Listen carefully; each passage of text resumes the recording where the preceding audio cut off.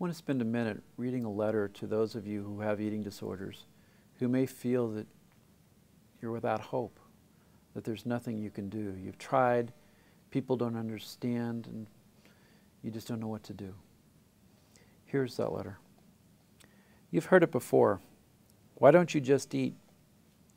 Or it's simple, just don't throw up. How hard can that be? You may feel that there's no point in trying to explain it anymore because no one seems to get it. You're not too sure you get it either. You may feel like there is something horribly wrong with you, that you are weird, crazy, and hopeless. God doesn't even seem to listen. You ask for help, but nothing happens. Doesn't anyone understand?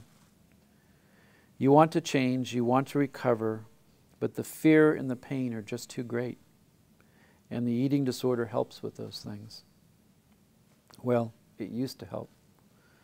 But now it causes almost as many problems as it solves. And yet you still can't let it go. You try, but sooner or later it always comes back. As someone who has spent the last 11 years working with individuals struggling with eating disorders and trying to understand those issues, let me say in no uncertain terms, you are not weird, you are not crazy, and you are most definitely not without hope. I have met some of the most wonderful and amazing individuals who also happen to have an eating disorder. That sounds strange, that someone can be wonderful and amazing and have an eating disorder, but it's true.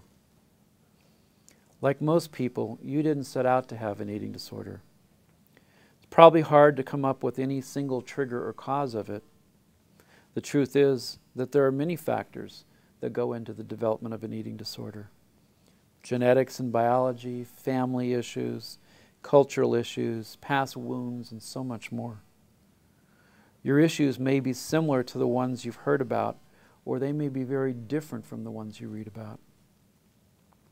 It may be so hard to figure out why you have an eating disorder, why you haven't had the trauma that other people have had.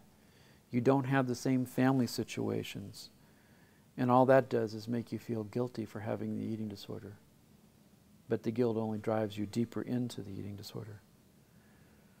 Issues will vary from person to person, but there is one common thing. The eating disorder helps you cope. It helps you get by. It gives you something you need. Maybe a voice to be heard.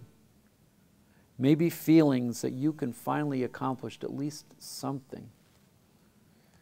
Maybe it's a way of stuffing down painful feelings that you just don't have any other way to control. Maybe it's because of the things that happened or things that you wanted to have happen, but they didn't. One commonality that I see with individuals with eating disorder is that they don't have any way of understanding how to love themselves. That statement makes it worse, because you've come to believe that no matter what you do, you don't know how to love yourself either. You can't love yourself. But the truth is you can. We live in a world where love has become shallow and temporary. We think of love as a feeling, but I want to challenge that belief. Because we know feelings come and go, and feelings are often fragile. Love doesn't come and go, and love isn't fragile. It doesn't depend on a momentary feeling state.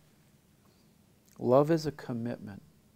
It's a commitment to the health and well-being and prospering of an individual. A committed parent or friend won't turn away in times of failure, because love doesn't fail. Love will be patient, kind, and won't keep track of wrongs done. Doesn't mean it will ignore wrongs. It simply won't keep bringing them up over and over. Perhaps you can love other people that way, but can you love yourself that way? There's a statement that you've all heard. Love your neighbor as you love yourself. But that means love yourself. There are people out there right now who want to help you. I have seen the hopeless find hope and soar. There isn't any reason why you can't do the same. Don't commit yourself to never binging again. Don't commit yourself to never purging again or never restricting again. That can be a setup for failure. Commit yourself to loving yourself and being committed to your own well-being, even when you slip, even when you fail.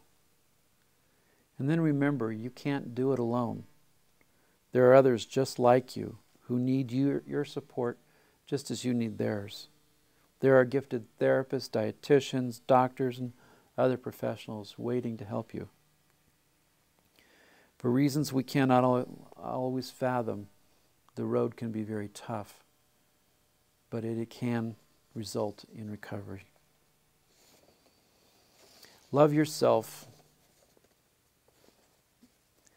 and understand what that means.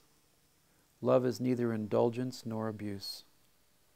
Saying yes to a child's every whim is not love. Neither is saying no and constantly restricting and controlling the behavior of that child. Love yourself. Be committed to your well-being. You are special, not because of what you do or how you look, but because you're you and you're irreplaceable. You can make it. I've seen people with my own eyes that my training in psychology would say are fairly close to hopeless. But I've seen those people overcome the eating disorder, develop happy, fulfilled lives. They did it. I believe you can too. Do you believe you can?